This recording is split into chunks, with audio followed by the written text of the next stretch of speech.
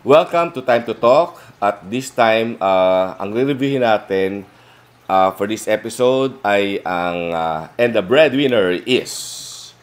Pero bago natin ilahad ang ating review, please don't forget to like, share, and subscribe to PH Time. And please press the notification button for further updates. At ito na ang aming review ng And the Breadwinner is.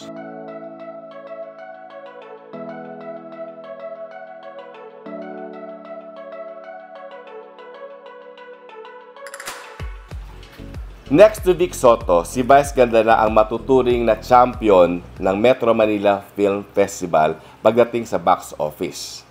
Pero kahit laging pumapatok at number 1 sa takilya ang kanyang mga entries, madalas itong nakikriticize dahil sa kakulangan ng kalidad pagdating sa artistic merits.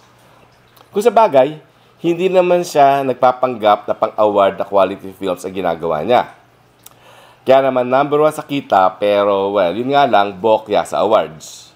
Pero sa hirap ng panahon ngayon, mas okay na sa mga taga-pelikula ang kumita kaysa manalo ng awards. Buti na lang ay unti-unting gumaganda ang Film Fest entries ni Vice Ganda through the years.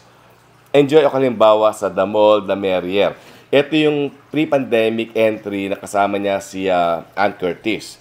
Actually, okay din naman sa akin ang Partners in Crime. Pero dito sa And the Breadwinner is, tinubuan din ang artistic quality kahit papano ang entry ni Vice Ganda. Sa kwento, breadwinner si Vice Ganda ng isang walang kakwenta-kwentang pamilya. Sa Taiwan, nag-assembly line worker siya, nagtrabaho sa parlor at rumakit bilang performer sa isang nightclub. Talagang pinatay niya ang katawan niya sa katatrabaho. Ang kaso, niloko lang pala siya ng mga kapatid niya. Hanggang sa dumating ang twist ng pelikula. Napagkamalang siyang namatay at tatanggap ng 10 million pesos ang kanyang pamilya mula sa kanyang insurance. At dahil buwito ng pamilya niya, go lang sila. Si Vice Ganda kaya sasakyan ang ganitong klaseng scam? Hindi lang amiit ang breadwinner, pero meron itong mga creative ideas and treatment na nakakatawa. Hindi ko na ikikwento para hindi spoiler. Nung kumalat ang iskandalo ni Maris Racal at Anthony Jennings, balitang nagpanik ang financiers ng pelikula. Yung pala, wala nang palang dapat ipag-alala. So far, number 1 pa din sa takilya ang And the Breadwinner is. At malaki din naman ang bag ni Maris sa pelikula. Bukod sa maganda ang mukha, may timing din siya sa comedy. Okay din naman pala itong si Anthony Jennings. Ang husay niya sa gay speak moment niya sa pelikula. As a love team, may chemistry silang dalawa. Marami nagtatanong kung bakit di napansin ng mga hurado sina Gladys Reyes at Mulu de Guzman. Ang mga nagtatanong niyan ay yung mga di nakapanood ng pelikula. Kapwa mahusay ng mga artista sina Gladys at Malu. Nanalo na nga ng Orya si Gladys, di ba? Pero, kumpara sa mga kalaban, di ganon kamarkado ang mga papel na ginampanan nila. Ang isa pang talent na sinayang sa breadwinner ay si Eugene Domingo. Late na siya pumasok sa istorya at ang ginampanan niya bilang ate ni Vice ay kaya din ng ibang aktres. Siguro pinasok din siya para makatulong sa box office draw. Nakatatlong Best Supporting Actress Award na si Eugene Domingo mula sa Metro Manila Film Festival. Nakapagdadala na siya ng sarili niyang pelikula katulad ng Kimidora series. In fact, noong 2016 Metro Manila Film Festival, may sarili siyang Film Fest entry. Ito yung Ang Babae sa Septic Tank 2. Alam naman ni Eugene na hanga ako sa kanya bilang artista, pero talagang sinayang siya dito sa breadwinner. Kaya sa mga umaangal kung bakit hindi man lang na-nominate si Eugene Domingo para sa breadwinner, ang tanong ko naman sa inyo, napanood nyo ba? Pagdating sa takbo ng pelikula, halong comedy at drama ang breadwinner. Okay naman ang mga dramatic moments, pero utang ng loob. Overextended yung isang pagkahaba-habang confrontation ng family members. Away kung away, sumbatan kung sumbatan, labo-labo talaga ang pamilya. Parang gusto mong bigyan ng kutsilyo ang bawat isa para matapos na. Alam ko mahirap gawin eksena pero sadly hindi ito nag-work para sa akin. Ang isang positive result na lumabas sa pagiging drama ng breadwinner ay napatunay ni Vice Ganda na pwede pala siyang maging dramatic star. Yeah, seriously. Very effective siya sa mga eksenang mabibigat at madadrama. Kung hindi sana ganun kadami ang kalaban, parang nung panahon na 6 or 8 entries pa lamang ang mga sumasali sa Metro Manila Film Festival, ay baka nanalo siya bilang Best Actor para sa Breadwinner. Oo, there was a time na nakokonti pa lang ang mga entries kaya mas madaling manalo, hindi katulad ngayon. As an entertainment fair, pasok pa rin ang Breadwinner.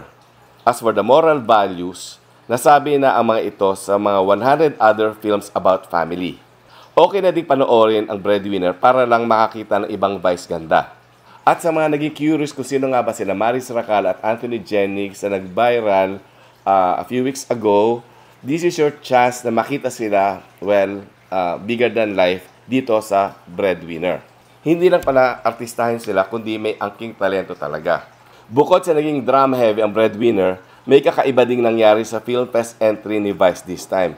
Kung hindi nyo pa napapanood, tiyak na di nyo mahuhulaan. Pero walang makakahula na pwede palang mangyari ito sa isang pelikula ni Vice ganda. Kahit ako nga, gulat na gulat. The Breadwinner is a film collaboration between Vice ganda and award-winning actor and director na si Jun Lana. So anong resulta ng pagsasanib puwersa nila? Well, okay lang naman. Pero parang di sila tugma. Parang makipag-collab na lang siguro sila sa iba next time. Buti na nga lang, di sila love team dahil parang wala silang chemistry. But Breadwinner is not really an artistic failure.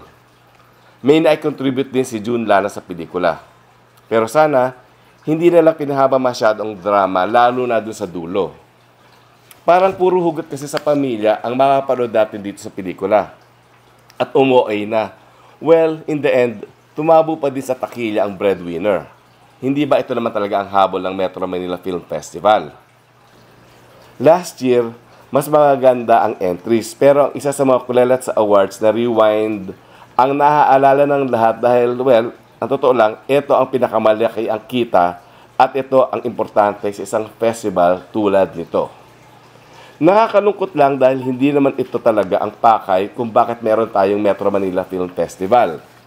Dahil top grosser this year ang Breadwinner, the Vice ganda is still very synonymous with the Film Fest. Reyna pa din siya in the same manner na hari pa din si Vic Sotto. Overall, may good moments din ang Breadwinner at may entertainment value talaga. So, on a scale of 1 to 5, winner pa din and the Breadwinner is with 3.5 stars. And there you have it. Kung napanood nyo ang pelikula, do you agree with us?